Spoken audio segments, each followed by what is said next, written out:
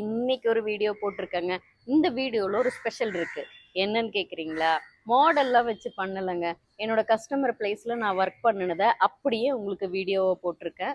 அந்த வீடியோல நிறைய எக்ஸ்பிளைன் பண்ணியிருக்கேன் என்னால முடிஞ்ச அளவுக்கு.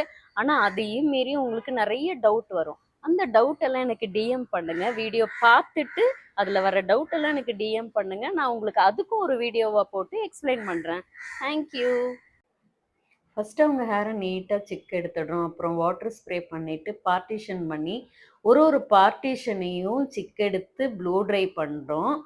அதுக்கப்புறம் சி போர்ஷன் எடுத்து அதுக்கு மூஸ் அப்ளை பண்ணிவிட்டு அதையும் நல்லா ப்ளோ ட்ரை பண்ணிவிட்டு அதுக்கப்புறம் ஃப்ரண்ட்டு அதுவும் நல்லா நீட்டாக ப்ளோ ட்ரை பண்ணிட்டு கேர்ள் க்ரீம் போட்டு அவங்க ஹேரை கேர்ளுக்கு ரெடி பண்ணியாச்சு.